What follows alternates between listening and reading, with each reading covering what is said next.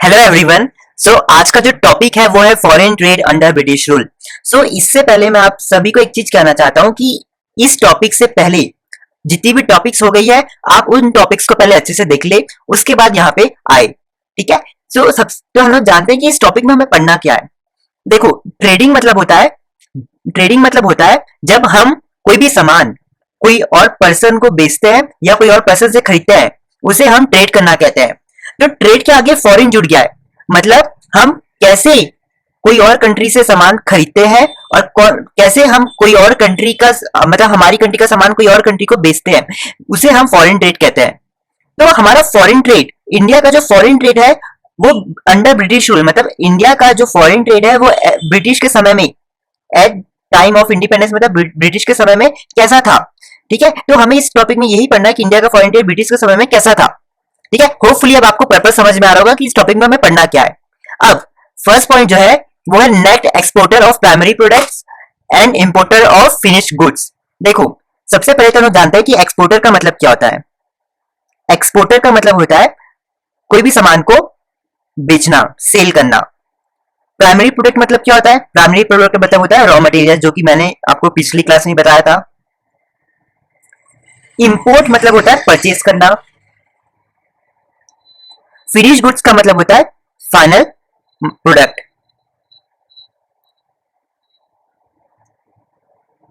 तो हम जो इंडिया था वो ब्रिटिश के समय में ये सिचुएशन थी कि हम क्या करते थे, ज्यादा से ज्यादा रॉ मटेरियल को बेचते थे और खरीदते थे फिनिश प्रोडक्ट्स को। मतलब अगर ब्रिटिश, देखो ब्रिटेन मतलब ब्रिटिश, ठीक है, उनकी, और ये इंडिया, ब्रिटिशर्स क्या करते थे, इंडिया का रॉ मटेरियल लेके तो जाते थे, हमारी कंट्री से लेके तो जाते थे, हम लोग क्या करते थे, उनके बेचते तो थे लेकिन फ्री में लेके जाते थे। ब्रिटिश क्या करते थे, इंडिया से, इंडिया का रॉ मटेरियल, जो कि इंडिया का रॉ मटेरियल, जो इंडिया के रॉ मटेरियल, मतलब जो इंडिया का रॉ मटेरियल है उसका वो फ्री में लेके जाते थे अपनी कंट्री में, और उसके बदले वो पैसा भी नहीं देते थे। और वो क्या करते थे, जो रॉ मटेरियल है, वो क्या करते थे, ये जो रॉ मटेरियल है उसको वो अपनी कंट्री में, ब्रिटेन में, ब्रिटेन की जो इंडस्ट्री है ना, हमारा रॉ मटेरियल, इंडिया का रॉ मटेरियल वो अपनी कंट्री में यूज करके उसे फाइनल गुड्स में बना के हमारी कंट्री इंडिया में आके उसे बेचते थे। ठीक है। सो ये है इस पॉइंट का मतलब। जैसे रॉ मटेरियल, जैसे वो क्या करते थे, हमारी कंट्री से कॉटन लेके जाते थे और अपनी कंट्री में, ब्रिटेन में क्या करते थे, उसका क्लोथ्स बना के इंडिया में उस क्लोथ्स, कॉटन का क्लोथ्स को बेचते थे। ठीक है। जैसे वुल, वो हमारी कंट्री का रॉ मटेरियल लेके जाते थे, वुल अपनी कंट्री में उसको वुल वुल मतलब वुल को वुल क्लोथ्स में बना के हमारी कंट्री में बेचते थे।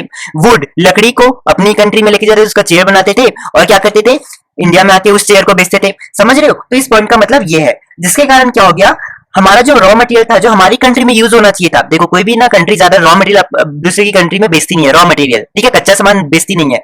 लेकिन ये ब्रिटिश लोग क्या कर रहे थे, हम रॉ मटेरियल को लेके जा रहे थे, जिसके कारण जो रॉ मटेरियल हमारी कंट्री में होना चाहिए था, हमारी कंट्री में यूज होना चाहिए था, वो क्या हो रहा था, बाहर की कंट्री में जा रहा था। जिसके कारण इंडिया की जो इकोनॉमिक है वो क्या शो करने लगी, बैकवर्डनेस शो करने लगी, बैकवर्डनेस इकोनॉमिक शो करने लगी। सेकेंड पॉइंट है monopoly control of India foreign trade. ठीक है। इसका क्या मतलब है, देखो सबसे पहले तो आप मोनोपोली का मतलब जानो। मोनोपोली का मतलब होता है बच्चों, जो एक ही बंदा, डिक्टेटरशिप जानते हो ना, डिक्टेटरशिप जैसे हिटलर था, एक ही बंदा पूरी जर्मनी को कंट्रोल कर रहा था। तो एग्जैक्ट सेम चीज यहां भी है। ब्रिटिशर्स क्या करते थे, इंडिया में कंट्रोल करते थे। ठीक है। उनका, क्योंकि ब्रिटिश के रूल में क्या था, पूरा ब्रिटिश गवर्नमेंट का रूल था पूरे इंडिया में, तो वो कहीं ना कहीं इंडिया के ट्रेडिंग सिस्टम को, इंडिया के ट्रेडिंग सिस्टम को भी, इंडिया ट्रेड सिस्टम को भी वो क्या कर रहे थे, कंट्रोल कर रहे थे। अब वो कंट्रोल कैसे करते थे, वो क्या करते थे, सेम चीज, हमारा रॉ मटेरियल लेके जाते थे और उसको कन्वर्ट करके फिनिश गुड्स में करके हमारी कंट्री में आके बेचते थे। सेकंड चीज वो क्या करते थे, ये भी आपने पिछले लेक्चर्स में पढ़ के रखा है, वो क्या करते थे, जैसे हमारी कंट्री क्या करती थी, ब्रिटिश के रूल के समय में हाथ से बनाती थी, हमारी इंडियन हैंडीक्राफ्ट जो इंडस्ट्री थी वो हाथ से बनाती थी। तो हम क्या करते थे, हाथ से बनाया हुआ सामान हम क्या करते थे, बाहर की कंट्रियों में बेच देते थे। ठीक है। तो ब्रिटिश को ये बहुत जलन हो जाता होगा कि हम अपना इंडिया का जो हैंडमेड, जो हम हाथ से बनाते थे, अगर वो हम बाहर की कंट्री को बेचते थे तो वो ब्रिटिश को अच्छा नहीं लगता था। तो वो क्या करते थे, हमारे इंडियन हैंडीक्राफ्ट प्रोडक्ट में, इंडियन प्रोडक्ट में बहुत ज्यादा टैक्स लगा देते थे। वो बोलते थे कि अगर इंडिया का, अगर कोई भी जो भी इंडिया का प्रोडक्ट बाहर बेचना चाहता है उसे सबसे पहले इतना टैक्स देना पड़ेगा, और वो टैक्स इतना ज्यादा हो जाता है कि ऑलमोस्ट ज्यादा से ज्यादा लोग तो बाहर की कंट्री में उस चीज को बेच ही नहीं पाते थे। ठीक है। तो इस तरीके से क्या करते थे, ब्रिटिशर्स इंडिया के फॉरेन ट्रेड को कंट्रोल करते थे। तो मोनोपोली किसकी थी, मोनोपोली थी ब्रिटिशर्स की। एक, मतलब जैसे हिटलर क्या था, सबको कंट्रोल कर रहे, वैसे ब्रिटिशर्स क्या कर रहे थे, कंट्रोल कर रहे थे पूरे इंडिया के फॉरेन ट्रेड को। अब वो कंट्रोल क्या कर रहे थे, दो तरीकों से कर रहे थे। अब यहाँ पे मुझे आप सभी को एक चीज बतानी है कि यहाँ पे एक स्विस, यहाँ पे क्या हो गया था 1869 को ना स्विस कनाल बन गया था। सर अब ये स्विस कनाल क्या है? ये स्विस कनाल ना रास्ता है। क्या है? रास्ता, रोड, मतलब आप कह सकते हो कि रास्ता, रोड भी नहीं कह सकते, रास्ता। देखो इसको मैं आपको समझा रहा हूं, ये स्विस कनाल ना एक ऐसा रास्ता था जिससे इंडिया और ब्रिटेन का जो रूट था, इंडिया और ब्रिटेन का जो रास्ता था ना वो बहुत आसान हो गया। मतलब मतलब ये जब स्विस कनाल जो रास्ता था ना ये बेसिकली 1869 को बना था। अब ये 1869 से पहले क्या होता था, अगर ब्रिटिश को इंडिया में सामान बेचना या इंडिया का सामान कोई और ब्रिटेन में जाना होता था तो इंडिया को ना पूरा घूम के जाना पड़ता था, अफ्रीकन कॉन्टिनेंट को भी क्रॉस करना पड़ता था, सेम चीज ब्रिटेन को भी करना पड़ता था। लेकिन ये स्विस कनाल जब 1869 को बना ना तो उसके कारण क्या हो गया, इंडिया और ब्रिटेन का जो रूट था वो रूट था क्या हो गया, बहुत शॉर्ट हो गया। मतलब इंडिया और ब्रिटेन आप आपस में अगर ट्रेडिंग कर सकते हैं तो उनको ट्रेडिंग करने के लिए भी बहुत आसानी होगी, क्योंकि दोनों का जो रास्ता था वो बहुत आसान हो गया। उनको क्या था, अब अफ्रीकन कॉन्टिनेंट में घूम के जाना नहीं पड़ता था, अब उनका रास्ता क्या हो गया, एकदम डायरेक्ट हो गया। ठीक है, एकदम डायरेक्ट रूट हो गया। ठीक है, तो स्विस कनाल का सबसे बड़ा फायदा जो हुआ वो किसको हुआ, ब्रिटिशर्स को फायदा हुआ। इसलिए फायदा हुआ क्योंकि देखो ब्रिटिश क्या करते थे, हम एक तो हमारी कंट्री का रॉ मटेरियल लेके जाते थे और हमारी कंट्री में बेचते थे उसको। ठीक है, तो कहीं ना कहीं उनको क्या हो जाता था, जब वो शिप में ये सब लेके जाते थे ना तो उनको बहुत खर्चा आ जाता था, क्योंकि उन्हें स्विस कनाल से पहले की मैं बात कर रहा हूँ। ठीक है, स्विस कनाल के पहले की मैं बात कर रहा हूँ, जब बना नहीं था तो उनको ब्रिटिशर्स को ना बहुत ज्यादा खर्चा आ जाता था। लेकिन जैसे स्विस कनाल बन गया ना तो उसके कारण क्या हो गया, उनकी जो कॉस्ट है ले जाना, सामान को ले जाने का उसका जो कॉस्ट है वो खर्चा, कॉस्ट मतलब खर्चा, वो क्या हो गया, कम हो गया ट्रांसपोर्टेशन का। ठीक है, तो यही है स्विस कनाल का। एक मार्क्स में पूछ सकता है कि ये क्या था या फिर कब बना था, तो इसके लिए मैंने आप सभी को यहाँ पे ये बताया। अब यहाँ पे देखो इसका रिजल्ट क्या हुआ। तो ठीक है, ये तो हो गया स्विस कनाल, ये सारी चीज का इंडिया फॉरेन ट्रेड, ये हम लोग सब ने पढ़ा अभी तक। तो इसका बेसिकली रिजल्ट क्या रहा, कॉन्सिक्वेंस क्या हुआ? इसका ये कॉन्सिक्वेंस हुआ कि इंडिया की इकोनॉमिक्स ना बैकवर्ड शो करने लगी थी, क्योंकि इंडिया ज्यादा ग्रो नहीं कर पा रहा था। ठीक है, तो ये भी monopoly control of India foreign trade का मतलब है। अब थर्ड पॉइंट है हमारे पास, surplus trade but only to benefit Britishers. इसका क्या मतलब है? ठीक है, इसका मैं मतलब आप सभी को मैं समझाता हूं। देखो, India trade but only to benefit Britishers.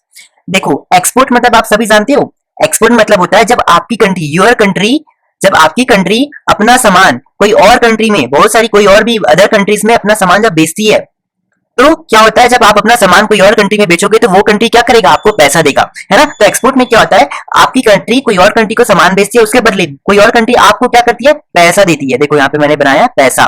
ठीक है, पैसा आया। ठीक है, तो एक्सपोर्ट में क्या होता है, आपके पास पैसा आता है। इंपोर्ट का मतलब क्या होता है, जब आपकी कंट्री कोई और कंट्री से सामान खरीदती है, परचेज करती है और उसके बदले आपकी कंट्री क्या करती है, उन्हें पैसा देती है, पैसा गया। ठीक है, इंपोर्ट में क्या होता है, पैसा जाता है, पैसा गया। ठीक है, तो इस प्रोसेस को हम इंपोर्ट कहते हैं। ठीक है, तो कहीं ना कहीं अगर मैं आपसे पूछूं कि अगर कोई भी कंट्री में, आपकी कंट्री में अगर पैसा आया अच्छा है कि पैसा गया अच्छा है, तो आप सभी बोलोगे कि पैसा आया अच्छा है। तो हमें हमेशा एक्सपोर्ट ज्यादा करना चाहिए और इंपोर्ट हमेशा कम करना चाहिए। ठीक है, तो यहाँ पे मैंने लिखा है कि आप एक्सपोर्ट हमेशा ज्यादा कीजिए, देखिए ग्रेटर टू साइन एक्सपोर्ट हमेशा आप ज्यादा कीजिए, इंपोर्ट हमेशा कम कीजिए। अब अगर ये वाली सिचुएशन होती है ना कोई भी कंट्री में, जब कोई भी कंट्री ज्यादा से ज्यादा एक्सपोर्ट करती है और कम इंपोर्ट करती है, तो इससे क्या होता है, कंट्री के पास पैसा आता है और इस पैसे को हम क्या कहते हैं, सरप्लस बैलेंस कहते हैं। अब ब्रिटिशर्स क्या करते थे, देखो कहीं ना कहीं से ना, मैं आपको बताता, ब्रिटिश के रूल में क्या होता था, हमारी कंट्री से ना कहीं से पैसा आ जाता था। अब तो आप बोलोगे कि सर आपने तो बोला था कि उन लोग अवॉइड करते हैं हमको बाहर सामान बेचने थे, तो हम एक्सपोर्ट कैसे करेंगे? तो इसका ये आंसर था कि देखो जरूरी नहीं था कि उन लोग जो भी टैक्स वैक्स बढ़ा देते थे तो जितने भी इंडियन प्रोड्यूसर्स थे वो बेच नहीं पाते थे। मैंने हमेशा कहा है कि मेजोरिटी ऑफ पीपल नहीं कर पाते थे, लेकिन कुछ ऐसे पीपल थे तो जो तब भी ब्रिटिश के रूल के कारण तब भी क्या कर देते थे, वो अपना सामान, इंडियन हैंडीक्राफ्ट प्रोडक्ट को बाहर की कंट्री में भेज देते थे। तो कहीं ना कहीं पे इंडिया के पास थोड़ा बहुत पैसा आ जाता था, तो इस पैसे को हम सरप्लस बैलेंस कहते हैं। तो ये जो सरप्लस बैलेंस है, ये जो बैलेंस है, ये जो सरप्लस बैलेंस है, ये इसका हम करते क्या थे, तो देखो इसका ब्रिटिशर्स क्या करते थे, बेसिकली ब्रिटिशर्स हमारी कंट्री में रूल करते थे, तो इस पैसे का ब्रिटिशर्स क्या करते थे। ठीक है, तो ये पैसा जो था ये हमारी कंट्री का पैसा था जो हमें अपनी कंट्री में यूज करना था, लेकिन ब्रिटिशर्स क्या करते थे, हमारी कंट्री में ये वाला पैसे को यूज नहीं करते थे, जिसके कारण इंडिया का डेवलपमेंट क्या हो गया, बैकवर्ड इकोनॉमी हो गया, क्योंकि भाई हमारा जो पैसा था वो हमारी कंट्री में तो यूज ही नहीं हो रहा है, हमारे डेवलपमेंट के लिए यूज ही नहीं हो रहा है, तो जिसके कारण हमारी कंट्री क्या करने लगी, बैकवर्ड इकोनॉमिक शो करने लगी। लेकिन अब क्वेश्चन ये राइज होता है, तो ब्रिटिशर्स पैसे का करते क्या थे, तो बच्चों ब्रिटिशर्स क्या करते थे, इस पैसे को अपने खुद के लिए, सेल्फ इंटरेस्ट बाय ब्रिटिशर्स, मतलब ब्रिटिशर्स अपने खुद के स्वार्थ के लिए वो क्या करते थे, हमारा जो हमारी कंट्री का जो कमाई वाला पैसा है उस पैसे को वो क्या करते थे अपने एडमिनिस्ट्रेशन एक्सपेंस में, मतलब उनकी जो गवर्नमेंट थी ना उस गवर्नमेंट को चलाने के लिए खर्चे आते थे, तो वो क्या करते थे उस खर्चे को इस पैसे से भर देते थे। इस पैसे से वो क्या कर देते थे, अपने एडमिनिस्ट्रेशन एक्सपेंस को यूटिलाइज कर लेते थे। और सेकंड वो क्या करते थे, ब्रिटिशर्स का ना बच्चों वॉर चलता रहा, युद्ध, तो वो क्या करते थे, इस पैसे को उसमें भी लगा देते थे। ठीक है, तो वो इस तरीके से हमारा सरप्लस स्टेट को अपने खुद के लिए इस्तेमाल करते थे और हमारी कंट्री के लिए इस्तेमाल नहीं करते थे। अब यहाँ पे मुझे ये चीज बतानी है कि ये जो आपने प्रोसेस देखा कि सरप्लस स्टेट यहाँ से लेकर इतना जो मैंने आपको समझाया ना, इतना चीज, इस प्रोसेस को बच्चों हम क्या कहते हैं, ड्रेन ऑफ इंडिया वेल्थ। आपने वॉशिंग मशीन देखा, वॉशिंग मशीन के अंदर आप मतलब ड्रेन करने के लिए डाल दो तो उससे पूरा कपड़े से पूरा पानी निकल जाता है। तो एग्जैक्ट सेम चीज था, ब्रिटिशर्स क्या करते थे, हमारी कंट्री का पूरा पैसा हड़प लेते थे, इसलिए हम इसे क्या है, drain of India wealth. Question कभी कभी पूछता है what is drain of India wealth, तो आपको ये सही बताना है कि ब्रिटिशर्स क्या करते थे, जो भी इंडिया का सरप्लस आता था एक्सपोर्ट ज्यादा करके, तो वो पैसे को वो कंट्री में इस्तेमाल नहीं करते थे इंडिया की, और वो क्या करते थे, अपने खुद के ये पैसे को अपने खुद के इंटरेस्ट के लिए, मतलब एडमिनिस्ट्रेटिव एक्सपेंस और वॉर के लिए इस्तेमाल कर देते थे। ठीक है, तो ये है surplus state but only to benefit Britishers का मतलब। ठीक है, तो यहाँ पे सरप्लस स्टेट का मतलब आपने समझ लिया। सरप्लस ट्रेड मतलब, सरप्लस ट्रेड मतलब होता है जब आप एक्सपोर्ट ज्यादा करते हैं, इंपोर्ट कम करते हैं, तो वो सरप्लस बैलेंस आ जाता है। लेकिन ये सिर्फ किसको करा था, ब्रिटिश को बेनिफिट करा था, क्योंकि उस पैसे को वो सिर्फ अपने इस चीज के लिए लगा देते थे। ठीक है बच्चों, तो आज के लिए इतना ही, होपफुली आप सभी को समझ में आ गया होगा। चलिए हे गाइस, लेक्चर को आगे बढ़ने से पहले मैं आपको बताना चाहता हूँ कि आप केस स्टडी, नोट्स, ये सारी चीज़ आप किधर से ले सकते हो। तो आपके पास जो भी ब्राउज़र है वो ओपन करना, चाहे वो क्रोम हो, फायरफॉक्स हो, कोई भी हो। मैं गूगल क्रोम खोल लेता हूँ। ठीक है, जैसे ही आप यहाँ पे क्रोम खोलोगे तो यहाँ पे आपको क्या करना है, सिंपली सर्च करना है बिंग कॉमर्स। ठीक, फिर एंटर कर दो। अब गाइस जैसे ही आप यहाँ पे आ जाओगे तो यहाँ पे गाइस आपको हमारा इंस्टाग्राम पेज दिखेगा, यहाँ पे आप फॉलो कर सकते हो, जाके देख सकते हो 23,000 फॉलोअर्स है। फेसबुक भी कर सकते हो गाइस फॉलो। ठीक है, और गाइस यहीं पे आप देखो, नीचे आओगे, यहाँ यूट्यूब का है, नीचे आओगे तो यहाँ पे आपको दिखेगा बिंग कॉमर्स का, bingcommerce.in का वेबसाइट। यहाँ पे जाके क्लिक करो तो हमारी वेबसाइट खुल जाएगी। अब गाइस जैसे वेबसाइट खुल जाएगी, यहाँ पे ब्लॉग में आना, अपनी क्लास सिलेक्ट करना, जैसे क्लास 12 में हो तो गाइस जैसे आप क्लास 12 के बिजनेस स्टडीज़ में क्लिक कर दोगे तो आपको अब यहाँ पे नोट्स मिल जाएंगे। ठीक, यहाँ पे आप देख सकते हो सारे नोट्स यहाँ पे है, बस रीड मोड करोगे तो पूरा उसका नोट्स खुल जाएगा। और गाइस अगर आपको केस स्टडी चाहिए तो क्लास 12 में जाना, केस स्टडी में यहाँ पे क्लिक करना, बिजनेस स्टडी से केस स्टडी में जाना, यहाँ पे क्लिक कर देना। तो यहाँ पे आपको क्या मिल जाएगी, बिजनेस स्टडीज़ की केस स्टडीज़ मिल जाएगी। ठीक, तो गाइस ये लोड होने में तो टाइम लगता है। ठीक, तो ये अपने आप लोड हो जाएगा, तो यहाँ पे आपको सारी केस स्टडी मिल जाएगी, आप यहाँ पे पूरा पढ़ सकते हो। ठीक है, बहुत सारी केस स्टडी देख सकते हो, जूम भी करना चाहो तो पास भी लेके जा सकते हो, बहुत कुछ कर सकते हो। ठीक है, और गाइस यहाँ पे अगर आपको क्लास 12 यहाँ पे हैंडी लेक्चर नोट्स का भी ऑप्शन है, मतलब ये लेक्चर्स के स्क्रीनशॉट है, तो अगर आपको जल्दी रिवाइज करना होगा तो आप यहाँ पे भी चले जाओ तो आपको यहाँ पे मिल जाएगा। ठीक, आज का जो हमारा लेक्चर होगा वो होगा demographic profile during British rule. तो सबसे पहले तो हम लोग ये समझते हैं कि इस टॉपिक में हमें पढ़ना क्या है। तो इस टॉपिक का पढ़ने का हमारा ये पर्पस है, हम यहाँ पे ये जानेंगे कि ब्रिटिश के रूल के समय, ब्रिटिश के टाइम में, ब्रिटिश के रूल के समय इंडियंस, जो इंडिया के पूरे जो व्यक्ति थे, उनकी हेल्थ सिचुएशन क्या थी।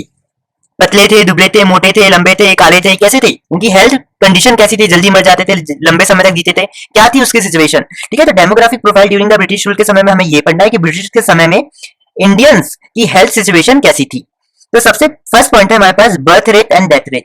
तो देखो बर्थ रेट जो था ना, सबसे पहले तो मैं बता दूं, इसको मैं परसेंटेज पर थाउजेंड के हिसाब से मैं यहाँ पे यूनिट को मेजर करूंगा। ठीक है, तो बर्थ रेट उस समय क्या था बच्चों, बहुत हाई था, मतलब 48%। देखो 48 पर थाउजेंड, मतलब 48/1000 पीपल क्या हो जाते थे, बेसिकली सिर्फ पैदा होते थे। और डेथ रेट मतलब वो भी बहुत हाई था, मतलब लोग क्या थे बच्चों, बहुत जल्दी, मतलब अराउंड 1000 में से 40 तो इधर फटाफट बढ़ जाते थे। ठीक है, तो ये बेसिकली शो क्या करता है, ये शो करता है कि मैसिव पॉवर्टी हो, ये शो करता है कि उस समय बहुत ज्यादा पॉवर्टी थी। ठीक है, और सेकंड पॉइंट है हमारे पास इन्फेंट मोर्टिलिटी रेट। अब इन्फेंट मोर्टिलिटी रेट का मतलब क्या होता है, जो बच्चे 1 साल के अंदर ही मर जाते हैं। Death rate of children below age of 1, मतलब ऐसे बच्चे जो 1 साल के अंदर ही मर जाते हैं, उसे हम इन्फेंट मोर्टिलिटी रेट कहते हैं।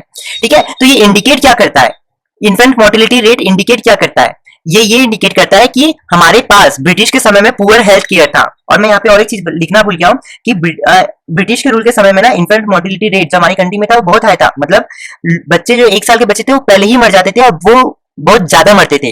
ठीक है, तो ऐसा हो क्यों रहा था, ये इंडिकेट क्या कर रहा था, ये इंडिकेट कर रहा था कि उस समय ब्रिटिश के समय हमारे पास पुअर हेल्थ केयर थी। पुअर हेल्थ केयर मतलब हमारे पास हॉस्पिटल नहीं हुआ करते थे, ज्यादा अच्छे डॉक्टर नहीं हुआ करते थे, जिसके कारण लोग जितने भी बच्चे हैं वो 1 साल की उम्र से पहले ही मर जाते थे। ठीक है, और ये ब्रिटिश के रूल के समय में बहुत ज्यादा होता था। अब इसका रीजन क्या है, देखो फेमाइन्स और रिकरिंग एपिडेमिक्स का मतलब आप समझते हैं, फेमाइन मतलब होता है ऐसी सिचुएशन जहां पे कंट्री के पास खाने के लिए भी ज्यादा कुछ पैसे नहीं होते, ठीक है, मतलब खाने के लिए भी ज्यादा फूड नहीं होता और इन्वेस्ट करने के लिए ज्यादा कुछ पैसा नहीं होता। तो ये फेमाइन बेसिकली ना वॉर के समय में होता है। तो जब आप ब्रिटिश के रूल के समय आप देखोगे ना, तो वहां उस समय भी हमारा कुछ वॉर चल रहा था, जिसके कारण फेमाइंस जो थे वो बहुत आ रहे थे, ठीक है। तो जिसके कारण बार बार फेमाइन हो रहा था, बार बार रिकरिंग एपेडमिक्स हो रहा था, जिसके कारण बच्चों क्या हो रहा था, जो 1 साल के कम उम्र के बच्चे वो जल्दी से जल्दी ज्यादा से ज्यादा मर रहे थे, ठीक है। अब थर्ड पॉइंट है हमारे पास लाइफ एक्सपेक्टेंसी। अभी लाइफ एक्सपेक्टेंसी क्या होती है सर? देखो, मतलब इसका ये मतलब है कि कितने साल तक एक व्यक्ति एवरेज में जिंदा होता था ब्रिटिश के रूल के समय।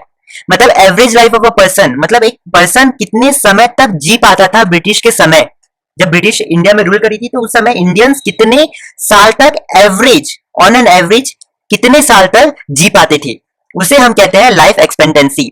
तो बेसिकली अगर मैं आपको डाटा के हिसाब से बताऊं तो सिर्फ 32 ईयर्स तक, 32 ईयर्स के कम लोग क्या हो जाते थे, जिंदा रहते थे, नहीं तो मर जाते थे। जैसे आज तो बच्चों, आज की प्रेजेंट की मैं बात करूं तो आज हम लोग ऑन एन एवरेज 66 ईयर्स तक तो जी ही लेते हैं, ठीक है। उससे कम भी हो सकता है, उससे ज्यादा भी हो सकता है। लेकिन यहाँ पे क्या होता था ब्रिटिश के रूल के समय, सिर्फ सिर्फ और सिर्फ 32 ईयर्स ऑन एन एवरेज क्या जी पाते थे इंडियंस। अब लिटरेसी रेट क्या है सर? बच्चों लिटरेसी रेट मतलब होता है ऐसे पीपल, पहले तो सबसे पहले आप ये जानो कि लिटरेसी का मतलब क्या होता है। लिटरेसी का मतलब होता है पढ़े लिखे व्यक्ति। तो लिटरेसी का मतलब मैंने लिखा है, literacy means those people who can read and right. ऐसे व्यक्ति, ऐसे पीपल जो पढ़ना और लिखना जानते थे, ठीक है, तो उसे हम लिटरेसी कहते हैं। तो लिटरेसी रेट उस समय कैसा था जब ब्रिटिश हमारी कंट्री में, इंडिया में रूल कर रहे थे, तो उस समय लिटरेसी रेट कैसा था, ठीक है। तो मैं भी आपको बताता हूँ, ओनली 16%, 100 में से सिर्फ 16% was literate during British rule. समझ रहे, मतलब 100 में से 16% पीपल ऐसे थे जिनको पढ़ना लिखना आता था, अदरवाइज बाकी किसी को नहीं आता था। यहाँ पे सेकंड बाइट लिखी गई है, फीमेल वॉज लिटरेट ओनली 7%, मतलब फीमेल की अगर मैं टोटल 100% फीमेल में से सिर्फ 7% फीमेल को पढ़ना लिखना आता था।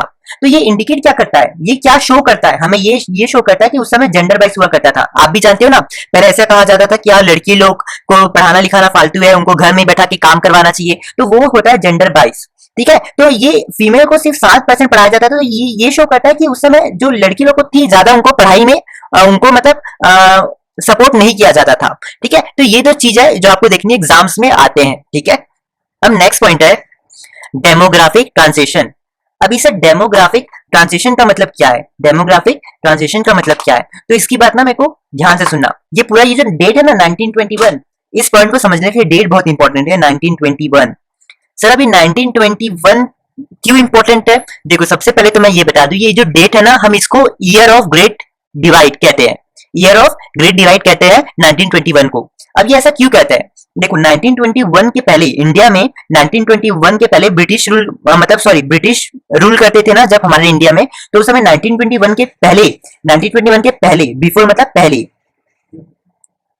1921 के पहले हमारी जो पॉपुलेशन, पॉपुलेशन मतलब समझते हैं हम, मतलब कितने लोग, पॉपुलेशन मतलब लोग, ठीक है। तो 1921 के पहले जो पॉपुलेशन थी वो क्या हुआ करती थी, फ्लक्चुएट हुआ करती थी। मतलब 1921 के पहले जो आबादी, एग्जैक्ट मुझे अभी याद आया कि इसका मतलब पॉपुलेशन का मतलब है आबादी, ठीक है, पॉपुलेशन का मतलब आबादी। तो 1921 के पहले जो इंडिया की आबादी थी ना, वो बहुत फ्लक्चुएट हुआ करती थी।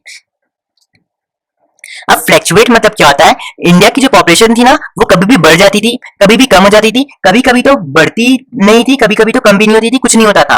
लेकिन फ्लैक्चुएट का मतलब आपको समझ में आया, कभी भी बढ़ना, कभी भी कम होना, कभी भी कांस्टेंट रहना। तो ये सिचुएशन थी 1921 के पहले। इंडिया में 1921 के पहले ये थी कि आबादी कभी भी बढ़ जाती थी, कभी भी कम हो जाती थी, कभी कभी तो बढ़ती है और कम भी नहीं होती थी, ठीक है। लेकिन 1921 के बाद, आफ्टर मतलब बाद, 1921 के बाद जो पॉपुलेशन थी ना वो बढ़ती ही रही कभी भी। लेकिन 1921 के पहले क्या हो रहा था, बढ़ भी रही थी, कम भी हो रही थी, कभी बढ़ती भी नहीं थी, कभी कम भी नहीं होती थी। लेकिन 1921 के बाद से क्या होने लग गया, आफ्टर 1920 के आफ्टर क्या होने लगा, पॉपुलेशन जो थी वो कीप ऑन राइज होने लगी, सिर्फ बढ़ने ही लगी, कम नहीं होती थी, कुछ नहीं होता था, सिर्फ बढ़ती थी, ठीक है। तो इसके कारण इसका रिजल्ट क्या हुआ, 1921 के बाद जो पॉपुलेशन बढ़ने लगी, तो इसका रिजल्ट क्या हुआ, इससे हमें क्या पता चलता है? देखो इससे हमें ये पता चलता है कि हमारे पास पैसे तो बहुत कम हुआ करते थे।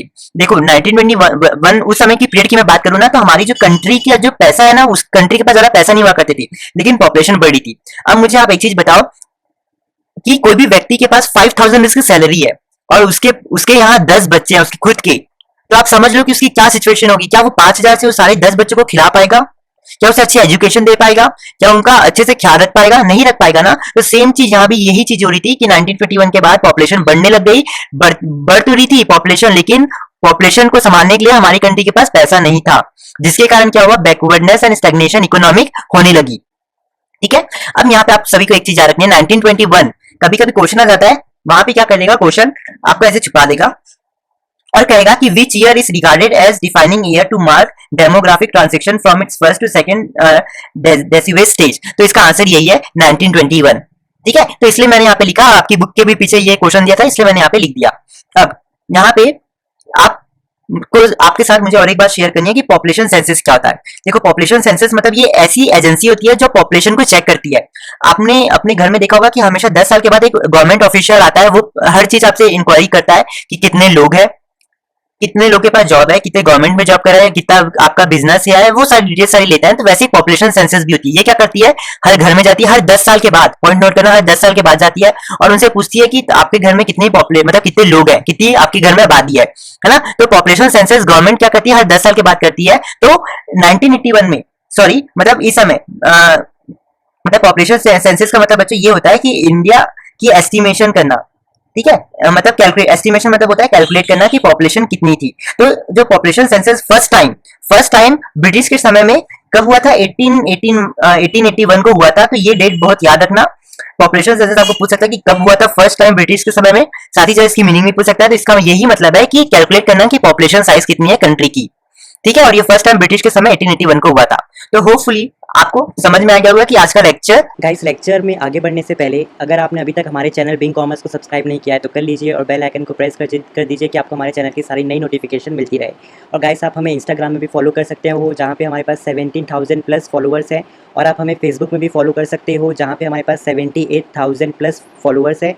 और गाइस, आप हमारी वेबसाइट में ज़रूर विजिट कीजिए, यहाँ पे आपको नोट्स, क्वेश्चन आंसर, कोर्सेज, बहुत सारी चीज़ मिल जाएगी। और यहाँ पे आप अपना कोर्स भी खुद का क्रिएट कर सकते हो और अर्निंग कर सकते हो। और गाइस, हमारी कंपनी हमेशा प्रॉफिट का 25% एजुकेशनल वेलफेयर सोसाइटी को देती है, जहाँ पे हम जो भी बच्चे फीस नहीं दे सकते, स्कूल के कॉपी बुक्स नहीं खरीद सकते, हम उनको वो सारी चीज़ फ्री में देते हैं। तो गाइस, इसलिए हमें सपोर्ट कीजिए और ज़्यादा से ज़्यादा लोगों को बिंग कॉमर्स शेयर कीजिए। तो चलिए अब हम आगे बढ़ते हैं लेक्चर की। Infrastructure on eve of independence. तो सबसे पहले तो इंफ्रास्ट्रक्चर क्या है ये जानते हैं। तो मैं इसको आपको एक एग्जांपल से समझाता हूँ। अब मैं आप सभी से पूछूं कि ये दोनों घर है, ये दोनों घर में से आपको कौन सा घर चाहिए, तो आप बोलोगे सर मुझे तो ये वाला घर चाहिए। अब इससे कंक्लूजन क्या निकलेगा, अगर ये जो घर का जो भी मालिक है, मतलब इसके पास कहीं ना कहीं पे पैसा होगा, जिसके कारण उसने इतना बड़ा घर बनाया, और कहीं ना कहीं ये इसका जो ओनर है, मालिक है, वो कहीं ना कहीं ग्रोथ एंड डेवलपमेंट भी कर रहा होगा, है ना। तभी कहीं ना कहीं उसके पास पैसा है। जब वो ग्रोथ एंड डेवलपमेंट कर रहा तो उसके पास पैसा है, जब पैसा है तो इतना अच्छा घर बनाया। सेम चीज़ अगर मैं इसकी बात करूँ तो ये छोटा घर है, मतलब इसका जो ओनर होगा कहीं ना कहीं उसके पास पैसे की कमी होगी, जिसके कारण वो इतना बेकार घर बनाया। ठीक है, कहीं ना कहीं उस ओनर का कहीं ना कहीं ग्रोथ एंड डेवलपमेंट भी नहीं होगा, जिसके कारण वो पैसा कमा ही नहीं पाया और वो पैसे से अपना घर भी नहीं बना पाया, है ना। तो ये जो घर है ना, ये घर को हम कहते हैं इंफ्रास्ट्रक्चर। ये दोनों घर इंफ्रास्ट्रक्चर है। मैं कहूँगा कि ये वाले जो घर का इंफ्रास्ट्रक्चर बहुत अच्छा है। इस घर का इंफ्रास्ट्रक्चर अच्छा है मत, क्योंकि इसमें ज़्यादा पैसा लगा और कहीं ना कहीं ग्रोथ एंड डेवलपमेंट है, जिसके कारण पैसा आया तो घर अच्छा बना। और कहीं ना कहीं मैं ये बात करूँ तो अगर मैं यहाँ पे लिख दूँ इसका इंफ्रास्ट्रक्चर अच्छा है, और कहीं ना कहीं इसका इंफ्रास्ट्रक्चर कहीं ना कहीं बेकार है। ठीक है, जिसके कारण कहीं ना कहीं इसका जो ओनर है उसका ग्रोथ एंड डेवलपमेंट नहीं हुआ, जिसके कारण उसको पैसा नहीं आया तो उसका घर भी अच्छा नहीं बना। तो वैसे ही हर एक कंट्री का अपना एक इंफ्रास्ट्रक्चर होता है। सबसे पहले तो ये जानो कि इंफ्रास्ट्रक्चर के अंदर क्या क्या आता है। देखो, इंफ्रास्ट्रक्चर के अंदर ना ट्रांसपोर्ट आता है, रेलवेज आता है, कम्युनिकेशन आता है, हेल्थ आता है, हाउसिंग आता है, एजुकेशन आता है, और साथ ही साथ यहाँ पे पोर्ट आते हैं। ठीक है, कहीं ना कहीं और भी बहुत सारी चीज़ें आती है। ठीक है, मतलब ओवरऑल देखोगे तो बहुत सारी चीज़ें आती है इंफ्रास्ट्रक्चर में, बिल्डिंग्स आती है, कंपनीज आती है, ये सारी चीज़ आती है। तो कहा जाता है जिस भी कंट्री का इंफ्रास्ट्रक्चर इंफ्रास्ट्रक्चर में पूरा नहीं लिख रहा हूँ, इंफ्रा लिख रहा हूँ, जिस भी कंट्री का इंफ्रास्ट्रक्चर अच्छा है वो ये इंडिकेट करता है कि उस कंट्री के पास कहीं ना कहीं पे पैसा भी बहुत है। ठीक है, कहीं ना कहीं पे पैसा एक कंट्री का बहुत है, मतलब वो क्या कर रहा है, ग्रोथ एंड डेवलपमेंट कर रहा है। भाई आप ही मुझे बताओ कि आपके पास पैसा है तो आप उस पैसे का क्या करोगे, कहीं ना उस पैसे का कहीं ना कहीं इन्वेस्ट करोगे, है ना, जिसके कारण कहीं ना कहीं पे बढ़ेगा। तो हमेशा ये कहते हैं जिस भी कंट्री का इंफ्रास्ट्रक्चर अच्छा होता है, जैसे इस घर का क्या था, अच्छा लगा आपको, तो वैसे ही पूरी कंट्री का निकाला जाता है कि पूरी कंट्री का इंफ्रास्ट्रक्चर कैसा है।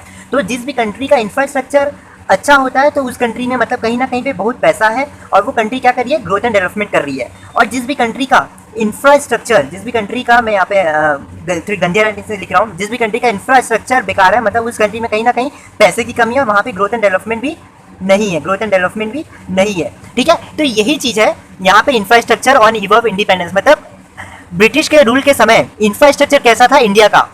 ठीक है, तो ये टॉपिक में हम लोग यही पढ़ने वाले हैं कि हमारा इंडिया का इंफ्रास्ट्रक्चर कैसा था ब्रिटिश के रूल के समय। तो इंफ्रास्ट्रक्चर की यहाँ पे मैंने मीनिंग दिया, infrastructure refers to element of economic change and social change for growth and development of a country. मतलब इंफ्रास्ट्रक्चर एक ऐसी चीज़ है जो एक कंट्री की ग्रोथ एंड डेवलपमेंट को शो करती है। जैसे आपको एक घर अच्छा लगा ना, तो कहीं ना कहीं घर अच्छा है, मतलब कहीं ना कहीं इसमें पैसा लगा होगा, पैसा तभी लगा होगा जब कंट्री ग्रोथ एंड डेवलपमेंट कर रही होगी, तभी पैसा आया होगा, तभी यहाँ पे पैसा लगा होगा, है ना। तो वही चीज़ बताती है कि इंफ्रास्ट्रक्चर क्या करती है, कोई भी कंट्री का ग्रोथ एंड डेवलपमेंट क्या करती है, उसको मेजर करती है। कोई भी कंट्री का ग्रोथ एंड डेवलपमेंट एक इंफ्रास्ट्रक्चर से पता चल जाता है। लेकिन इस इंफ्रास्ट्रक्चर में ना दो चीज़ें आती है, एक इकोनॉमिक चेंज मतलब बच्चों कि कंट्री इसमें क्या क्या चीज़ें आती है, जैसे ट्रांसपोर्ट आ जाता है, रेलवे आ जाता है, कम्युनिकेशन आ जाता है, पोर्ट आ जाता है, ये सारी चीज़ें क्या आ जाती है, इकोनॉमिक चेंज में आ जाती है। लेकिन सोशल चेंज में कहीं ना कहीं सोसाइटी से रिलेटेड, जैसे हेल्थ हो गया, हाउसिंग हो गया, एजुकेशन हो गया, जो कहीं ना कहीं हम पीपल को चाहिए रहती है, बेसिक चीज़ें होती है। ठीक है, तो ये सारी चीज़ें सोशल आ जाती है, सोशल चेंज में। तो वही इंफ्रास्ट्रक्चर मतलब जब इकोनॉमिक और सोशल चेंज, जब ग्रोथ एंड डेवलपमेंट कोई भी कंट्री का बताता है उसे हम इंफ्रास्ट्रक्चर कहते हैं। मतलब ग्रोथ एंड डेवलपमेंट कोई भी कंट्री का, चाहे वो इकोनॉमिक चेंज हो, सोशल चेंज हो, वो एक इंफ्रास्ट्रक्चर बताता है। ठीक है, और आपको समझ में आ गया कि इकोनॉमिक चेंज और सोशल चेंज का क्या मतलब है। इकोनॉमिक चेंज के अंदर बच्चों ये सारी चीज़ें आती है, सोशल चेंज के अंदर ये सारी चीज़ें आती है। ठीक है, अब मुझे आप सभी को एक चीज़ और बतानी है कि ब्रिटिश के रूल के समय ब्रिटिशर्स ने क्या क्या इंफ्रास्ट्रक्चर डेवलप तो किया। उन्होंने रेलवे लाया, पता है ना, ब्रिटिश के समय भी रेलवे आ गया था, क्योंकि वो ब्रिटिशर्स नहीं लाया था। लेकिन ऐसा मत समझना कि ब्रिटिशर्स ने इंडिया के लिए लाया। देखो, ब्रिटिशर्स ने क्या किया, इंफ्रास्ट्रक्चर डेवलप किया, लेकिन किया डेवलप तो अच्छी बात है, लेकिन उनका मोटिव इंफ्रास्ट्रक्चर इंडिया का डेवलप करने का ये मोटिव नहीं था कि जिससे उनका इंडिया का डेवलपमेंट हो जाए। इसको मैं और अच्छे से एक्सप्लेन कर देता हूँ। ब्रिटिशर्स ने इंफ्रास्ट्रक्चर तो डेवलप किया, अच्छी बात है, लेकिन उनका यहाँ पे ये ऑब्जेक्टिव नहीं था कि इंडिया के लिए वो इंफ्रास्ट्रक्चर डेवलप कर रहे थे। वो क्या कर रहे थे, इंडिया का इंफ्रास्ट्रक्चर डेवलप कर रहे थे, लेकिन उनका मेन मोटिव था ब्रिटिश इकोनॉमिक को डेवलप करना। मतलब वो कहीं ना कहीं इंफ्रास्ट्रक्चर तो डेवलप कर रहे थे, लेकिन उनका यहाँ पे ऑब्जेक्टिव ये नहीं था कि इंडिया की इकोनॉमी डेवलप करना। उनका ये नहीं लग रहा था यार चलो रेलवे ला देते हैं इंडिया के लिए, तो बेचारे इंडिया बहुत अच्छे से कहीं भी घूमेंगे फिरेंगे। यहाँ पे उनका ये मोटिव नहीं था कि इंडिया की डेवलपमेंट के लिए इंफ्रास्ट्रक्चर ग्रोथ कर रहे थे। उनका डेवलपमेंट मतलब इनका इंडिया का इंफ्रास्ट्रक्चर डेवलपमेंट का मोटिव मेन ये था कि वो ब्रिटिश इकोनॉमिक डेवलपमेंट कर पाए। ठीक है, तो आपको कभी कभी क्वेश्चन पूछ देता है कि इसके बेस में कि इंफ्रास्ट्रक्चर और ईव ऑफ इंडिपेंडेंस कैसा था, तो आपको यही बताना है कि ब्रिटिशर्स का मेन मोटिव इंफ्रास्ट्रक्चर डेवलपमेंट करने का ये नहीं था कि इंडिया की इकोनॉमिक डेवलप हो। उनका मेन मोटिव ये था कि वो अपनी खुद की कंट्री की ब्रिटिश इकोनॉमिक डेवलपमेंट करना चाहते थे, वो खुद की कंट्री की डेवलपमेंट करना चाहते थे इंडिया को बर्बाद करके। ठीक है, तो ये कभी कभी क्वेश्चन पूछ देता है। और ये भी आपको बताना है कि जैसे वो आपसे पूछेगा कि कैसे वो इंडिया को बर्बाद करके ब्रिटिश इकोनॉमिक डेवलपमेंट ब्रिटेन को डेवलप कर रहे थे। ठीक है, तो आपको बताना है कि जैसे ट्रांसपोर्ट, तो वो आपको बताना है कि ट्रांसपोर्ट जैसे वो क्या करते थे, रॉ मटेरियल हमारी कंट्री से ले जाते थे, फिनिश गुड्स को बनाते थे और ट्रांसपोर्टेशन की हेल्प से वो पूरे इंडिया में लोगों को बेच देते थे। वैसे रेलवे, कम्युनिकेशन, ये सारी चीज़ें आपको क्या करनी, थोड़ी बहुत एक्सप्लेन करनी है, जो कि आपको पूरी बुक में दिया। लेकिन मेन मोटिव हमेशा क्वेश्चन में ये पूछता है कि ब्रिटिश इंफ्रास्ट्रक्चर और ईव ऑफ इंडिपेंडेंस में क्या हुआ था, स्टेट करो, बताने आपको ब्रीफली पूछेगा। तो आपको यही बताना है कि मेन जो ब्रिटिश का डेवलप तो किया, लेकिन उनका यहाँ पे ये मोटिव नहीं था कि इंडिया का डेवलपमेंट, उनका ये मेन मोटिव था कि वो अपनी कंट्री खुद का ब्रिटेन को कैसे डेवलप करे इंडिया को बर्बाद करके। ठीक है, हेलो एवरीवन। सो आज का जो हमारा टॉपिक है वो है impact of railways in India. मतलब sir impact of railways in India मतलब रेलवे आया इंडिया में, रेलवे ब्रिटिश ने लाया, लेकिन ब्रिटिश के जाने के बाद उस रेलवे का इंडियंस को, भारतीय पीपल को क्या फ़ायदा हुआ वो हमें जाना है, वो हमें इस टॉपिक में जानना है कि उससे हमें फ़ायदा क्या हुआ, नुकसान क्या हुआ। ठीक है, तो impact of railways in India का हमें ये जानना है कि जैसे ब्रिटिशर्स ने हमारी रेलवेज को लाया, ब्रिटिशर्स हमारी कंट्री को छोड़ के चले गए, उसके बाद से उस रेलवे का, ब्रिटिशर्स के रेलवे का जो उन्होंने लाया, उससे हमें क्या पॉजिटिव फायदा हुआ और क्या नेगेटिव फायदा हुआ, ठीक है। तो वो हम आज की लेक्चर में डिस्कस करेंगे। तो सबसे पहला है एक्सपेंशन ऑफ डोमेस्टिक मार्केट। सबसे पहला क्या हो गया, डोमेस्टिक मार्केट बढ़ गया। अब सर डोमेस्टिक मार्केट कैसे बढ़ गया? देखो ब्रिटिशर्स क्या करते थे, हमारी कंट्री का सामान लेके जाते थे, रॉ मटेरियल फिनिश गुड्स लाते थे और वो हमारी कंट्री में बेचते थे रेलवे के थ्रू। तो सेम चीज़ जैसे ब्रिटिशर्स छोड़ के चले गए तो इंडियंस ने भी क्या किया, वही सेम चीज़ पॉलिसी की। उन्होंने भी क्या किया, रेलवे के थ्रू इंडिया के प्रोडक्ट को इंडिया में हर जगह बेचा, जिसके कारण एक्सपेंशन मतलब बढ़ गया इंडिया का मार्केट। डोमेस्टिक मार्केट मतलब इंडिया का मार्केट बढ़ गया, ठीक है। तो रेलवे से सबसे ज़्यादा फायदा यही हुआ कि रेलवे से इंडिया के सारे प्रोडक्ट इंडिया के हर कोने में बिक गए, हर कोने में उसका मतलब बेच पाए रेलवे की हेल्प से। सेकेंड पॉइंट है railway facilitate commercialisation of agriculture. अब ये बहुत इंपॉर्टेंट चीज़ है। देखो इससे क्या हुआ, रेलवे से क्या हुआ, ब्रिटिशर्स जैसे चले गए तो फार्मर्स को क्या हुआ, फार्मर्स की सोच थोड़ी बदल गई, फार्मर्स क्या करने लगे, फार्मर्स को भी दिमाग आ गया। फार्मर्स क्या करने लगे, वो पहले क्या करते थे, ब्रिटिश के समय में जो भी फार्मिंग करते थे वो सब्सिस्टेंस फार्मिंग करते थे, मतलब वो उतनी ही चीज उगाते थे जितना वो खा पाए। लेकिन अब फार्मर्स को क्या हो गया, दिमाग आ गया। तो उन्होंने क्या किया, रेलवे की हेल्प से उन्होंने क्या किया, उन्होंने सोचा कि यार काम क्यों नहीं करते हैं, खुद के खाने के बजाय हम क्या करते हैं, जो भी क्रॉप हम उगाएंगे उसको क्या कर देते हैं, मार्केट में बेच देंगे जिससे हमें प्रॉफिट आ जाएगा, ठीक है। तो फार्मर्स की यहाँ पे क्या हो गई, सोच बदल गई। तो railway facilitate commercialisation of agriculture मतलब फार्मर्स जो पहले सोचते थे कि यार उनकी जो लैंड है, उनका जो लैंड है वो जहाँ पे खुद ही उगा के खुद ही खाते हैं, तो उन्होंने क्या सोचा, यार रेलवे आ गया तो रेलवे से हम क्या करेंगे, जो भी क्रॉप हम उगाएंगे उस रेलवे की हेल्प से उसको पूरी इंडिया में बेचेंगे और जिससे हम प्रॉफिट कमा लेंगे। तो कहीं ना कहीं सब्सिस्टेंस फार्मिंग शिफ्ट हो गई बिजनेस फार्मिंग में, ठीक है। अब थर्ड पॉइंट है ब्रेक बैरियर्स ऑफ डिस्टेंस। देखो डिस्टेंस मतलब दूरी, ठीक है। तो रेलवे से कहीं ना कहीं पर बच्चों दूरी कम हो गई। जो बंदे मतलब रेलवे से क्या होगा, अगर आप इंडिया के इस तरफ हो और आपको यहाँ जाना है तो कहीं ना कहीं रेलवे से आप क्या कर सकते हो, इजीली जा पाते हो। तो ब्रेक बैरियर्स ऑफ डिस्टेंस का मतलब जो दूरी थी वो क्या हो गई, दूरी की प्रॉब्लम कम हो गई। Promoted cultural affinity among countryman. देखो मे बी आप महाराष्ट्र से होंगे और कहीं ना कहीं आपका ना कोई फ्रेंड होगा दिल्ली में और आप दोनों सेम कल्चर से बिलोंग करते हैं, तो कहीं ना कहीं क्या हो रहा था, रेलवे से हर पीपल, इंडिया के पीपल क्या कर रहे थे, उनके कल्चर जो मतलब उनके जैसे कल्चर के पीपल से वो क्या कर रहे थे, इजिली मिल पा रहे थे रेलवे के थ्रू, वो वहाँ पे उस पोजीशन पे जा पा रहे थे, ठीक है। तो कहीं ना कहीं पे promoted culture affinity among country man. और फिर अगला पॉइंट है railway facilitate movement of grains from surplus zone to area affected by famines. सबसे पहले तो जानो फेमाइंस मतलब क्या होता है। फेमाइंस मतलब होता है ऐसी कंडीशन जहाँ पे खाने पीने का सामान आपके पास नहीं होता। तो मान लो कि यार दिल्ली में क्या है, फेमाइन है, तो और मान लो कि ये छत्तीसगढ़ है, छत्तीसगढ़ में बच्चों बहुत सारा फूड है, ठीक है, बहुत सरप्लस अमाउंट में फूड है। तो रेलवे से क्या हम लोग कर लेते थे, जिस भी जगह पे फूड की कमी होती थी तो हम क्या करते थे, जिस भी जगह में ज़्यादा फूड होता था तो हम रेलवे से क्या करते थे, जहाँ भी ज़्यादा फूड होता था उस फूड को रेलवे के थ्रू क्या करते थे, उस जगह पे ले जाते थे जहाँ पे फूड की कमी है, ठीक है। तो कहीं ना कहीं पे फेमाइन जो था कंट्रोल हो पा रहा था। तो वही यहाँ पे लिखा है कि railway facilitate movement of grain from surplus zone, मतलब जहाँ भी सबसे ज़्यादा है ग्रेन उसे जहाँ भी फेमाइन है वहाँ पे ला के रख दो, मतलब जहाँ पे सबसे ज़्यादा है उस जगह से ग्रेन को लाके उस जगह पे रख दो जहाँ पे उसकी कमी है। तो ये चीज़ रेलवे से ही पॉसिबल हो पा रहा था। तो एग्जाम्स में आपको ये 5 पूछ देता है कि पॉजिटिव इंपैक्ट ऑफ रेलवे, ठीक है। तो आपको ये 5 पॉइंट लिखना है। और अगर आपको पूछा कि ब्रिटिशर्स के जाने के बाद हमें रेलवे का सबसे बड़ा घाटा क्या हो गया, तो ये घाटा हो गया, तो इससे ये फायदा हो गया, आपको पता है कि ब्रिटिशर्स क्या करते थे, इंडिया से रॉ मटेरियल लेके जाते थे फ्री में और हमारे रॉ मटेरियल को फिनिश गुड्स में कन्वर्ट करके इंडिया में बेचते थे। और वो कहीं ना कहीं रेलवे की हेल्प से क्या करते थे, सारी जगह पे अपना प्रोडक्ट को बेचते थे, तो जिसके कारण क्या थी, इकोनॉमिक डेवलपमेंट बहुत बेकार हो रही थी। तो सेम चीज़ ये सिर्फ इतना ही चीज़ आपको क्या करना है, एक्सप्लेन करना है कि ब्रिटिशर्स रॉ मटेरियल लेके जाते थे और वो फिनिश गुड्स में इंडिया से बेचते थे और इंडिया में लाके इंडिया मार्केट में रेलवे के थ्रू वो सारी चीज़ें बेचते थे। तो यहाँ पे आपको एग्जाम से पूछेगा कि negative impact of railway in India, तो आपको ज़्यादा नहीं 1 या 2 नंबर में पूछेगा, तो आपको यही चीज़ें एक्सप्लेन करनी है, इतनी बात, ठीक है। तो पॉजिटिव पॉइंट्स पूछेगा तो ये सारे पॉजिटिव पॉइंट्स है 5 पॉइंट, नेगेटिव पॉइंट पूछेगा तो यहाँ है नेगेटिव पॉइंट, ठीक है।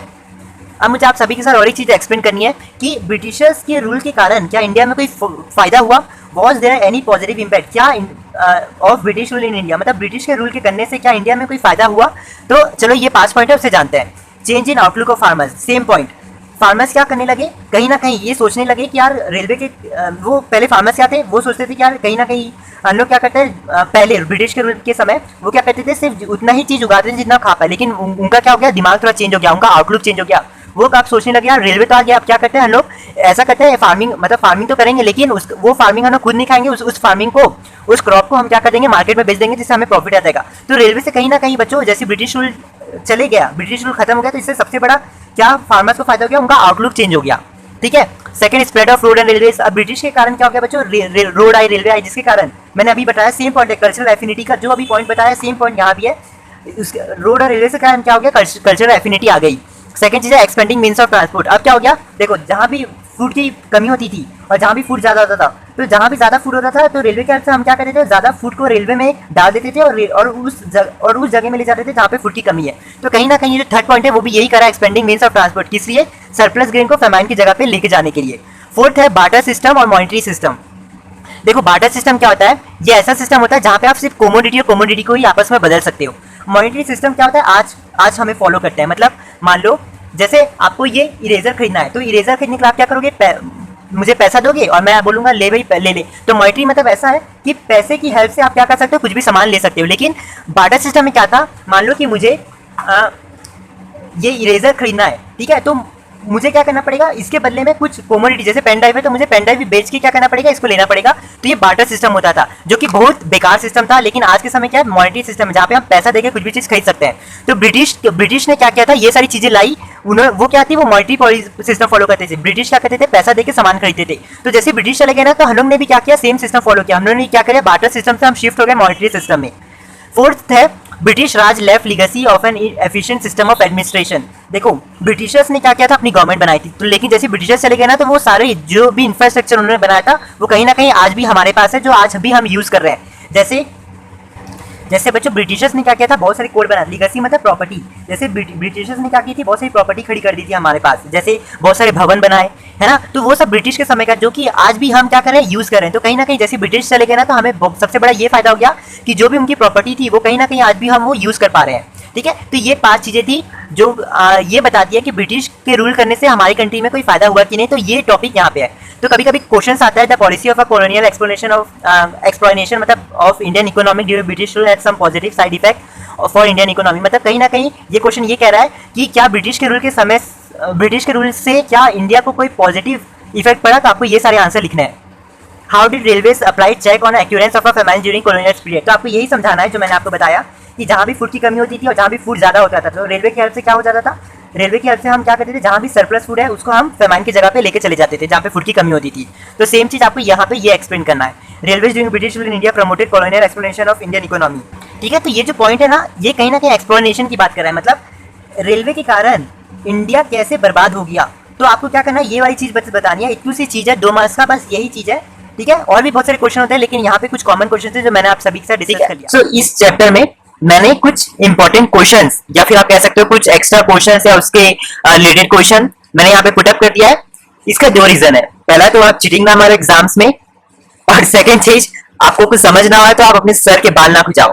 ठीक है, कि अरे यार समझ में नहीं आ रहा है, क्या करे। सो वो 2 चीजें ना हो, इसके लिए मैंने ट्राई किया है कि आपके साथ बहुत सारी चीजें मैं शेयर कर दूं। वैसे आप देखोगे तो एग्जाम्स में वैसे तो 50 क्वेश्चंस थे, लेकिन मैंने आपको 17 और 19 क्वेश्चन जो एक्स्ट्रा थे, कुछ 1-2 मार्क्स के क्वेश्चन, वो मैंने बता दिया है। और नोट्स आप अच्छे से कर लेना, जो मैंने बताया उससे मेजॉरिटी ऑफ क्वेश्चन आने वाले हैं। ठीक है, तो वो अच्छे से कर लेना। तो चलो फटाफट डिस्कस करते हैं।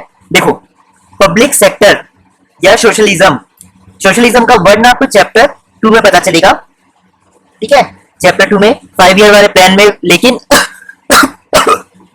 अभी आप एक चीज ध्यान रखो कि जो पब्लिक सेक्टर है वहां पे क्या होता है, जो भी पब्लिक सेक्टर है वो क्या गवर्नमेंट चलाती है। जैसे हॉस्पिटल हो गया, गवर्नमेंट हॉस्पिटल, या फिर आप पब्लिक हॉस्पिटल बोलते, कौन चलाता है, गवर्नमेंट चलाती है ना।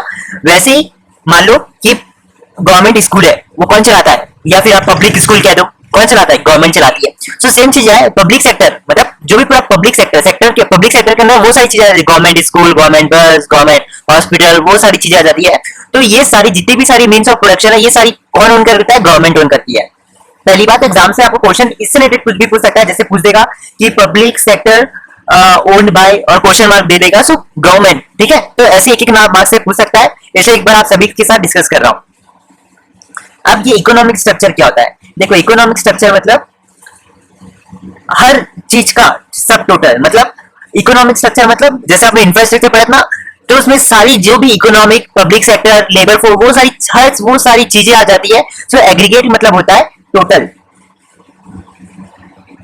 सो economic structure is defined as composition of various components of micro aggregate, ठीक है। तो जो भी सारी टोटल चीजें आती है उसे हम इकोनॉमिक स्ट्रक्चर कहते हैं। जैसे क्वेश्चन में अगर आपको पूछ देगा कि structure of economic is revealed by, तो पब्लिक फोर्स भी आ जाएगा, लेबर फोर्स भी आ जाएगा, पब्लिक एंड प्राइवेट सेक्टर भी आ जाएगा, large and small scale industries सभी आ जाता है। तो हम क्या करेंगे, ऑल ऑफ देम में टिक मार्क कर देंगे। अब है हमारे पास टर्शरी सेक्टर। देखो प्राइमरी, देखो पब्लिक सेक्टर किसमें आता है, तो मतलब सॉरी मैं आपको ये चीज बताना भूल गया, प्राइमरी, सेकेंडरी और एक टर्शरी, ठीक है, 3 सेक्टर होते हैं। सो जो टर्शरी सेक्टर है, टर्शरी सेक्टर में क्या होता है, टर्शरी सेक्टर में बच्चों कुछ नहीं होता है, ऐसी सेक्टर है जहां पे सर्विस प्रोवाइड होती है। मतलब जैसे आप प्राइमरी में देखोगे, प्राइमरी में क्या होता है, एग्रीकल्चर आता है, एनिमल हस्बेंड्री आती है। सेकेंडरी में क्या आता है, पूरी मैन्युफैक्चरिंग यूनिट्स आती है जो काम को बनाती है, मतलब जो भी सामान को बनाती है, प्रोडक्ट को बनाती है। टर्शरी सेक्टर में क्या होता है, ये ऐसा सेक्टर है जहां पे आप सर्विस प्रोवाइड करते हैं, जैसे कॉल सर्विस, ठीक है, या फिर आप मान लो जैसे कॉल सेंटर्स होते हैं बड़े बड़े कंपनीज का, तो वो सारे टर्शरी सेक्टर के अंदर आ जाते हैं। तो टर्शरी सेक्टर क्या है, ये सर्विस को प्रोड्यूस करती है इंस्टेड ऑफ एंड प्रोडक्ट, क्योंकि एंड प्रोडक्ट क्या सेकेंडरी करती है, सेकेंडरी सेक्टर, लेकिन टर्शरी क्या करती है, सर्विस करती है, ठीक है। अब फोर्थ पॉइंट है द रियल इकोनॉमिक ग्रोथ। कोई भी कंट्री की real economic growth express as a percentage, उसे एक परसेंटेज में एक्सप्रेस किया जाता है, शो किया जाता है। That shows rate of change in country GDP. देखो हमेशा कहते हैं कि जो भी कंट्री का जीडीपी, हमेशा जीडीपी क्या है, देखो प्राइमरी सेक्टर से जो भी पैसा आता है, सेकेंडरी सेक्टर से जो भी पैसा आता है, टर्शरी सेक्टर से भी जो भी टोटल पैसा आता है, जो भी टोटल पैसा आता है कोई भी कंट्री में, डोमेस्टिक कंट्री मतलब कोई भी कंट्री में, कोई भी एक कंट्री में प्राइमरी सेकेंडरी टर्शरी से जो टोटल पैसा आता है, उस पैसे को हम जीडीपी कहते हैं, ठीक है, ग्रॉस डोमेस्टिक प्रोडक्ट। तो अगर जीडीपी ज्यादा होगा, मतलब तीनों से जीडीपी अगर ज्यादा दिखाएगा, मतलब कहीं ना कहीं पैसा भी ज्यादा होगा, पैसा ज्यादा है मतलब कहीं ना कहीं कंट्री ग्रो कर रही है, तभी तो पैसा ज्यादा है ना। तो अब इसे रिलेटेड क्वेश्चन पूछेगा, dash refers to the annual percentage increase in real national income during that period, ठीक है। तो मतलब रियल नेशनल इनकम, देखो रियल ये जो बच्चों ये पैसा है ना, इस पैसे को हम एक बार मैं बता देता, नेशनल इनकम कहते हैं।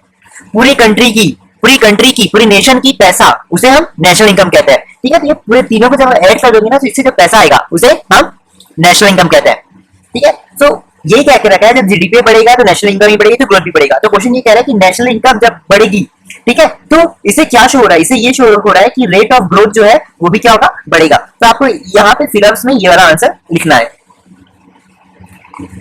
फिफ्थ पॉइंट है नेशनल इनकम। अरे यार यहाँ पे नेशनल इनकम ALB है, ठीक है। National income is also called, देखो इसे ना नेट, ये जो है ना net national product and factor cost कहते हैं।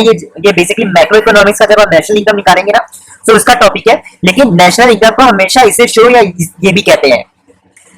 कॉटन टेक्सटाइल मिल्स, देखो जो भी कॉटन टेक्सटाइल मिल्स होती थी ना इंडिया के बाद, जो जितने भी कॉटन टेक्सटाइल मिल्स या ब्रिटिश के रूल के समय जो इंडिया के पास था, ठीक है, वो बेसिकली वेस्टर्न पार्ट में था। देखो अगर आप कंट्री देखोगे इंडिया की, कुछ ऐसा स्ट्रक्चर होता है जहाँ पे कुछ ऐसा करके कुछ ऐसा जाता है।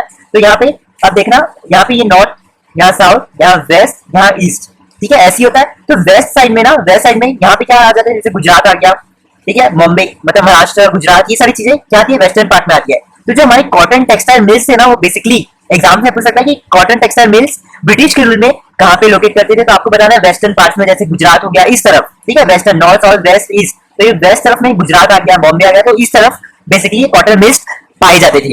अब मैं आपको बता दूं कि इंडिपेंडेंस के पहले हमारे पास टोटल 394 इंडिया में कॉटन टेक्सटाइल मिल्स हुआ करती थी। लेकिन आपको पता है कि कंट्री में 1947 को इंडिया इंडिपेंडेंट हो गया था। तो उस समय कंट्री क्या हो गई थी, कंट्री का ना पार्टीशन हो गया था। मतलब पार्टीशन मतलब अलग अलग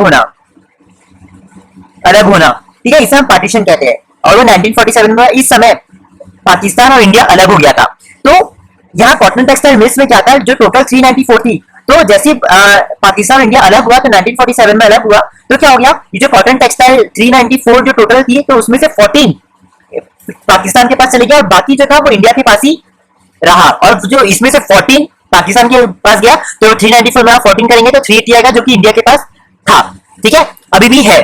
अब इंडियन इकोनॉमिक है टाइप ऑफ इंडिपेंडेंस और बैकवर्ड एंड स्टैग्नेंट इकोनॉमिक, जो कि आप पढ़ते आ रहे हैं। सो एक नंबर पूछ सकता है कि Indian economic independence at the time of independence के समय में कौन सी इकोनॉमिक थी, तो आपको बताना है बैकवर्ड और स्टैग्नेंट इकोनॉमिक थी। अब इन्फेंट मोर्टिलिटी रेट का बच्चों ये फॉर्मूला होता है, नंबर ऑफ न्यूबॉर्न डाइंग, मतलब जो भी नए बच्चे हो रहे हैं और जो मर जा रहे हैं 1 साल के पहले, अपॉन नंबर ऑफ बर्थ, मतलब टोटल बर्थ कितने थे इंटू 1000। अब मैं आपको एक चीज बता देता हूँ, ये ना आप क्या करना, आपने अगर नोट्स, मैंने ना बच्चों नोट्स में क्या कर दिया, यहाँ पे इन्फेंट मोर्टिलिटी रेट आपको यहीं कहीं कुछ बताया था मैंने, देखो ये आ गया इन्फेंट मोर्टिलिटी रेट। तो यहाँ पे ना आप अगर नोट्स लिखे होंगे ना, तो यहाँ पे क्या करना, यहीं पे एक फॉर्मुला डाल देना, और ये फॉर्मुला आप क्या करना, वहां पे साइड में जो भी स्पेस होगा तो वहां पे डाल देना, तो अच्छा रहेगा। आपको इन्फेंट मोर्टिलिटी के नीचे ही पूरा उसका फॉर्मुला भी मिल जाएगा, उसके टॉपिक के बारे में भी आपको वहीं पे मिल जाएगा, ठीक है। तो इन्फेंट मोर्टिलिटी रेट का बच्चों ये फॉर्मुला होता है। सेकंड चीज, ड्यूरिंग ब्रिटिश पीरियड, देखो ब्रिटिश के समय क्या होता था, हम एक्सपोर्ट ज्यादा करते थे, इंपोर्ट कम करते थे। आपको पता है वो हमारी कंट्री से रॉ मटेरियल लेके जा रहे थे भर के, और उसका कन्वर्ट करके वो हमारे फिनिश गुड्स में बेच देते थे। तो ब्रिटिश के रूल के समय में हम क्या करते थे, बाहर की कंट्रीज को, मतलब ब्रिटिश को स्पेशली क्या करते थे, ज्यादा से ज्यादा एक्सपोर्ट मतलब सेल करते थे, और ज्यादा कम से कम परचेज करते थे। तो कभी कभी आपसे ये भी क्वेश्चन पूछ सकता है कि एक्सपोर्ट सरप्लस क्या होता है। तो बच्चों एक्सपोर्ट सरप्लस मतलब जब आप एक्सपोर्ट ज्यादा करते हो इंपोर्ट कम करते हैं। देखो greater to sign, export is greater than import, मतलब आप एक्सपोर्ट ज्यादा करते हैं इंपोर्ट कम करते हैं, उसे हम एक्सपोर्ट सरप्लस भी कहते हैं, ठीक है। अब नेक्स्ट है लिटरेसी रेट। देखो लिटरेसी रेट बच्चों, यहाँ भी मैंने लिटरेसी रेट कहा था, तो आपको क्या करना है, यहाँ पे फॉर्मुला लिख देना लिटरेसी रेट का, जो कि यहाँ पे मैंने अभी लिखा है। आपके पास स्पेस होगा तो एब्सोल्युटली आप यहाँ पे लिख देना, क्योंकि आप टॉपिक पढ़ोगे तो आपको फॉर्मुला भी वहीं पे दिख जाएगा, ठीक है। तो लिटरेसी रेट का यहाँ पे फॉर्मुला, यहाँ पे क्या करना, आप फॉर्मुला लिटरेसी रेट का यहाँ पे फॉर्मुला लिख देना, ठीक है, उसके नीचे। अब इसका फॉर्मुला आपने पढ़ लिया, नंबर ऑफ लिटरेट, सॉरी यहाँ पे थोड़ा, नंबर ऑफ लिटरेट का मतलब जो व्यक्ति पढ़े लिखे हैं अपॉन कंट्री की टोटल पॉपुलेशन इंटू 100 करना है, तो आपको लिटरेसी रेट पता चल जाएगा कि कितने लोग पढ़े हुए हैं। यहाँ पे अगली बात यह है, poor quality and low productivity seeds are reason for slow growth of agriculture sector. So देखो एग्रीकल्चर में ना एक और बात थी, यहाँ पे क्या होता था कि आप ना पुअर क्वालिटी और लो प्रोडक्टिविटी सीड्स आप यूज करते थे, जिसके कारण जब आप क्रॉप्स को ग्रो करते थे, जैसे आप क्रॉप्स को ग्रो करते थे ना, तो वो बहुत पुअर क्वालिटी की ग्रो होती थी और उससे ग्रो भी बहुत कम होता था, ठीक है। तो इसके कारण एग्रीकल्चर सेक्टर में भी ग्रोथ इसी के कारण कम स्लो हो गया था, ये भी एक रीजन था, ठीक है। तो आपको ये भी एक नंबर में पूछ सकता है। अब सर ये ग्रॉस नेशनल प्रोडक्ट क्या होता है, जीएनपी। देखो जब आप कोई भी कंट्री क्या करती है, जब टोटल फिनिश्ड गुड्स, आपने फिनिश प्रोडक्ट पढ़ के रखा है, फिनिश प्रोडक्ट क्या होता है, तो सेम है गुड्स भी, टोटल फिनिश गुड्स, और जब आप कंट्री का टोटल सर्विस, ठीक है, जब भी एक कंट्री के अंदर एक साल में, जब भी कोई कंट्री के अंदर एक साल में जब टोटल फिनिश गुड्स और सर्विस प्रोड्यूस होता है, तो दोनों का सम आता है एक साल के अंदर, उसे हम ग्रॉस नेशनल प्रोडक्ट कहते हैं, ठीक है। अब हमारे पास है जियोड इंडस्ट्री के बारे में। देखो जियोड इंडस्ट्री क्या है बच्चों, एक तरीके से कमर्शियल क्रॉप है। जैसे मैंने आपको इंडिगो बताया था ना, तो वैसे ही ब्रिटिशर्स क्या करते थे, ज्यादा से ज्यादा चाहते थे कि ज्यूट का इंडस्ट्री बन जाए, क्योंकि ये प्रॉफिटेबल क्रॉप्स होते हैं, तो वो चाहते थे कि ये ज्यादा से ज्यादा ज्यूट इंडस्ट्री करे। तो ये बच्चों ज्यूट इंडस्ट्री ज्यादा से ज्यादा क्या थी, फॉरेनर्स में थी, और ये हमारे इंडिया में भी थी, और ये इंडिया में बंगाल की साइड में ज्यादा थी, ठीक है, बंगाल साइड में ज्यादा थी। कॉन्सेंट्रेट का मतलब होता है लोकेट, बंगाल में ज्यूट इंडस्ट्री ज्यादा थी, तो आपको एक बार पूछ सकता है, इसके लिए मैंने यहाँ पे लिख दिया। तो देखो census conducted in every 10 years, ये भी आपको पता है, लॉजिकल बात है। आप देखते होंगे कि हर 10 साल में आपके यहाँ एक गवर्नमेंट ऑफिसर आता है और पूछता है कि कितने आपके घर में फैमिली मेंबर्स हैं, कितने कहाँ पे एंगेज है, क्या गवर्नमेंट नौकरी में है, बिजनेस का है, तो वो सारे 10 साल में बेसिकली होता है। तो census conducted in every 10 years. TISCO, sir अब ये टिस्को क्या है, देखो टिस्को का फुल फॉर्म है टाटा आयरन स्टील कंपनी, ठीक है। ये 1907 में क्या हुआ था, इनकॉर्पोरेट हुआ था, मतलब एक्चुअल में लीगली लॉन्च हुआ था या स्टैब्लिश हुआ था लीगली, ठीक है। इनकॉर्पोरेट का मतलब है लीगली स्टैब्लिश होना। तो टिस्को जो था, इसका फुल फॉर्म है Tata iron and steel company, जो कि 1907 में आई थी। तो आपको एक मार्क्स में भी पूछ सकता है, इसलिए मैंने यहाँ पे लिखा है। अब ग्रॉस डोमेस्टिक प्रोडक्ट सेम चीज है। देखो ग्रॉस डोमेस्टिक प्रोडक्ट में आपने जाना, मैंने अभी आपको बताया कि ग्रॉस डोमेस्टिक प्रोडक्ट क्या होता है। तीनों सेक्टर का जब टोटल पैसा आता है उसे हम ग्रॉस डोमेस्टिक प्रोडक्ट कहते हैं, लेकिन इसे थोड़ी सी टेक्निकल लैंग्वेज में इसे हम टोटल तो फुल फॉर्म में ग्रॉस डोमेस्टिक प्रोडक्ट कहते हैं। और इसका मतलब है जब एक कंट्री का फाइनल गुड्स प्रोड्यूस होता है एक ही कंट्री के अंदर एक साल में, उसे हम ग्रॉस डोमेस्टिक प्रोडक्ट है। सेम चीज है, लेकिन इसे टेक्निकल लैंग्वेज में थोड़ा इस तरीके से कहा गया है, ठीक है। तो यही है आज के लिए, इतना ही बच्चों।